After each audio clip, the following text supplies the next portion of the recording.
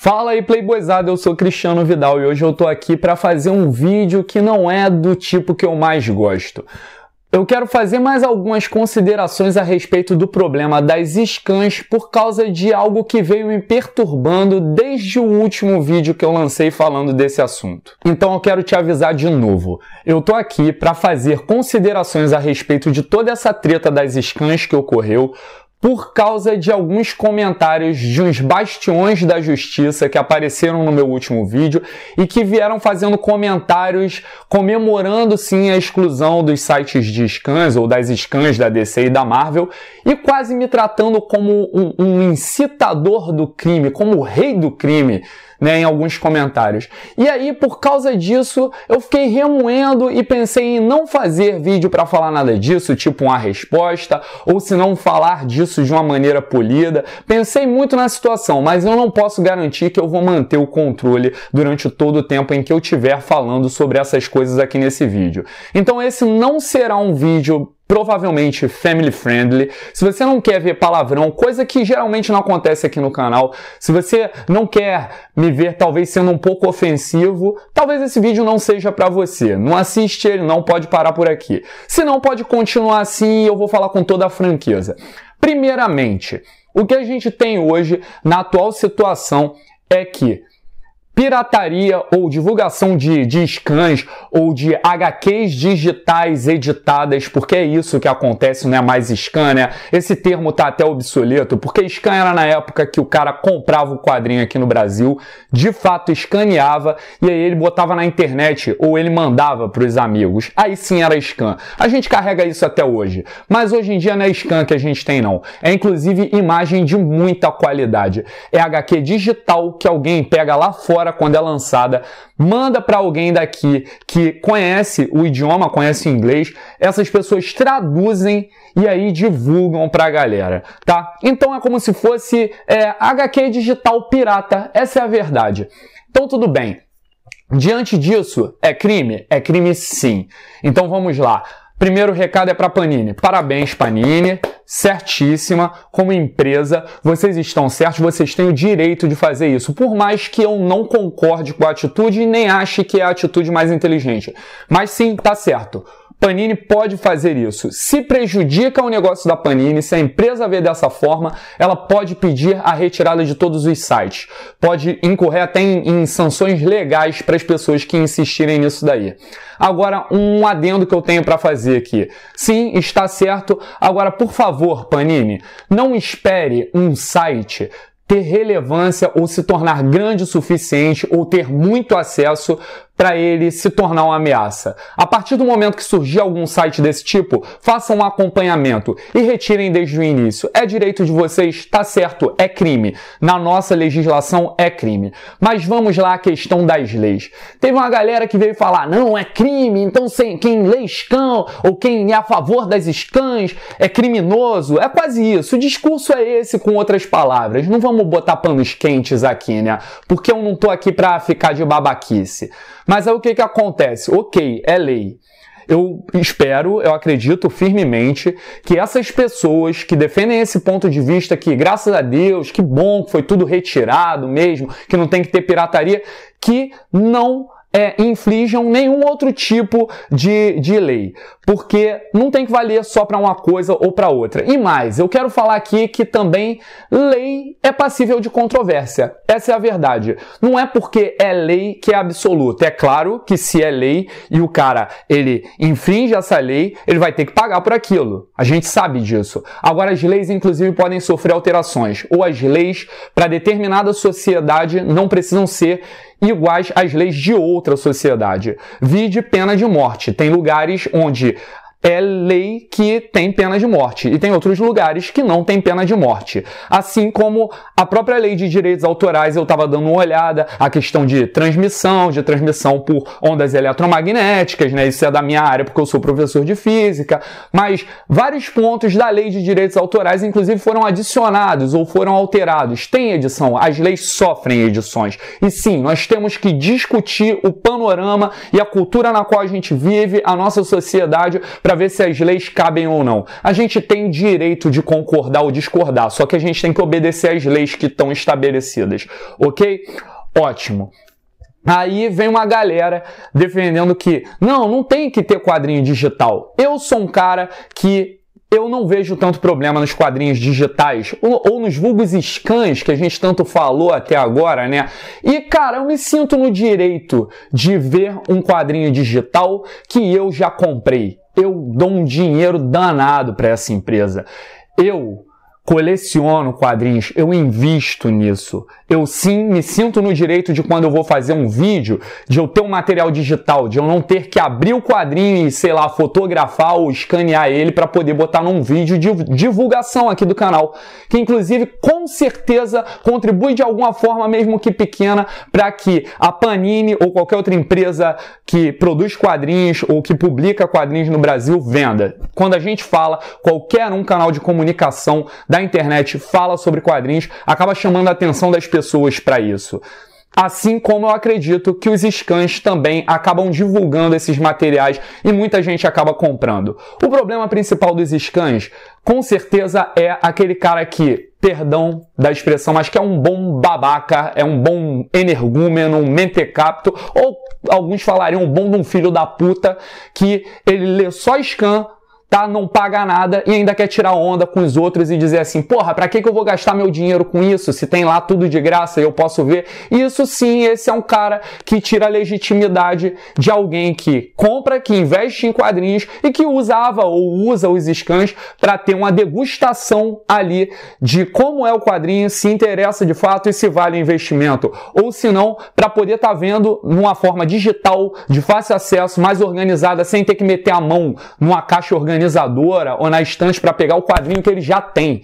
E ele pode ler na internet. O HQ Ultimate, ele fazia isso, ele organizava a sequência todinha ali. Se você quisesse ler tudo, você podia ir fazer isso. Eu, inclusive, fiz isso 2 vezes. Tem 2 vídeos aqui no canal dos Vingadores e Novos Vingadores pré-Guerras Secretas, que, é claro, eu dei uma olhada nos quadrinhos, vi quais eram as edições e fui pegando toda a sequência lá no HQ Ultimate. Eu tenho os quadrinhos, não vejo nada de errado nisso.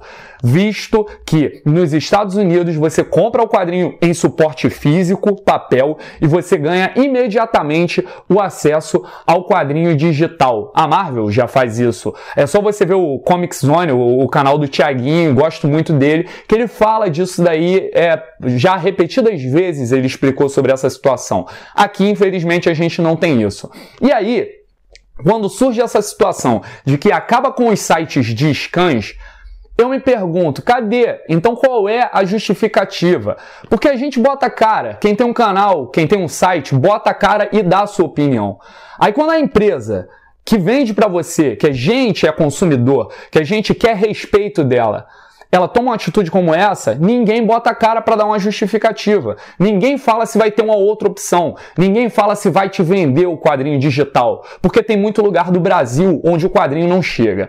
Aí eu trago aqui uma alegoria, tá? Não sei se uma alegoria é o que cabe nessa situação, mas uma historinha, uma linha de pensamento. Pensa no seguinte, eu compro um encadernado, aí eu compro esse encadernado e eu trabalho numa escola que tem 3.000 alunos, certo?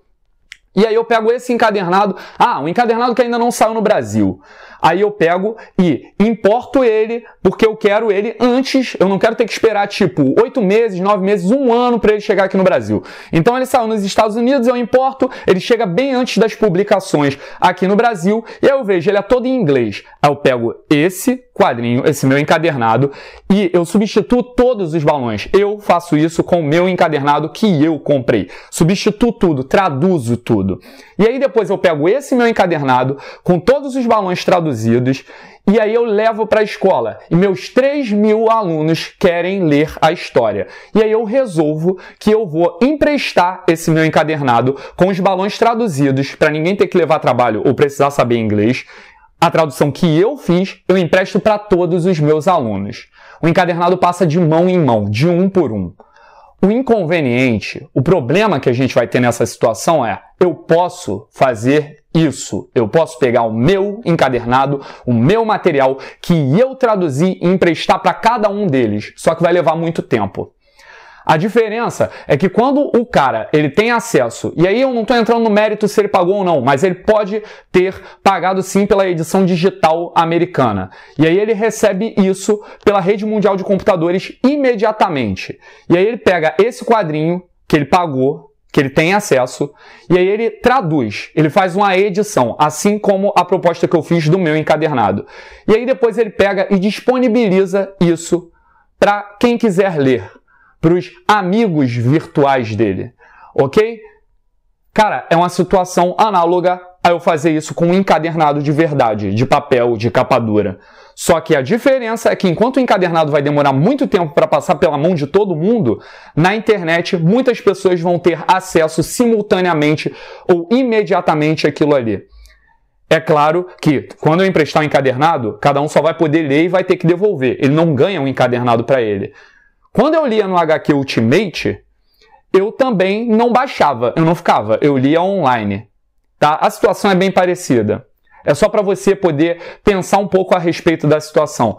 Ainda assim, não estou dizendo que pirataria não é crime. Segundo as nossas leis, pirataria é crime. Aí alguém vira e fala assim, mas você acha que é de fã para fã? Você acha que os caras faziam isso de graça? Essas páginas ganham mó dinheirão em propaganda. Ok. Então vamos para outro lado.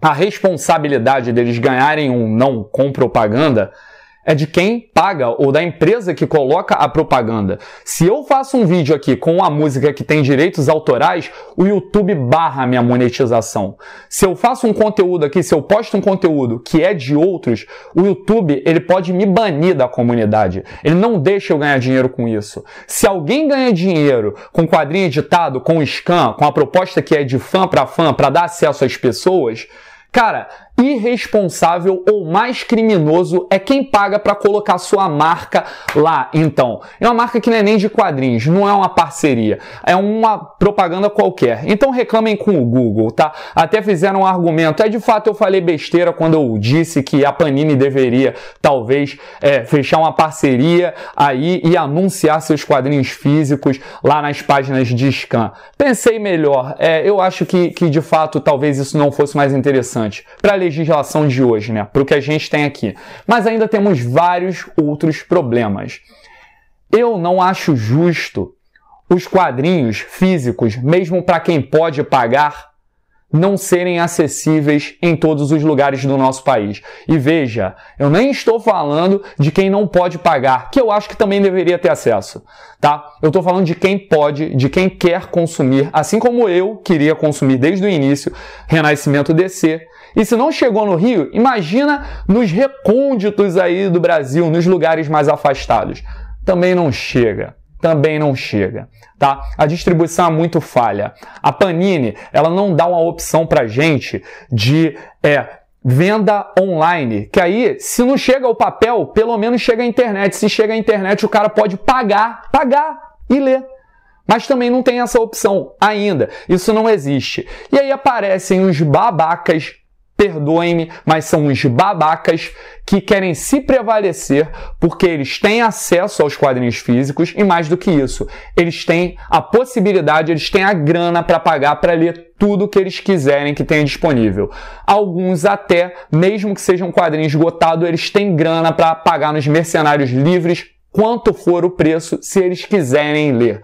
O problema desse tipo de pessoa é que ele não é em nada importante, não é melhor do que ninguém. Essa é a verdade. Aí talvez ele use o quadrinho, assim como várias outras pessoas usam outras coisas, e o seu poder de compra para se achar mais importante, mais especial ou melhor do que alguém que não pode pagar ou que simplesmente não tem acesso às mesmas coisas que ele tem. Ele precisa disso para se sentir importante. Ele fica feliz quando nem todo mundo pode ter acesso às mesmas histórias que ele. Ele fica feliz não porque a comunidade está cada vez melhor e porque tem mais coisa que partilha dos mesmos gostos. Ele fica feliz pela exclusividade que ele tem diante do seu consumo ali. Ele quer que continue desse jeito. Tem muita gente que pensa assim. Quando eu faço um vídeo como esse, quando eu discuto um assunto desse tipo, É simplesmente porque eu acho muito mais importante que a comunidade cresça, que a gente tenha mais material, que a gente tenha cada vez mais coisa e que tenha mais gente igual a mim a fim de conversar e trocar ideia sobre essas mesmas coisas. Eu não preciso de exclusividade. Eu não preciso de exclusividade. Eu prefiro ter gente parecida comigo, com ideias parecidas, com a boa troca e que esse mundo nerd, essa comunidade nerd, essa comunidade de leitores de quadrinhos cresça cada vez mais. De novo, Panini está no seu direito, apesar de eu achar que foi uma atitude talvez dispensável. É isso.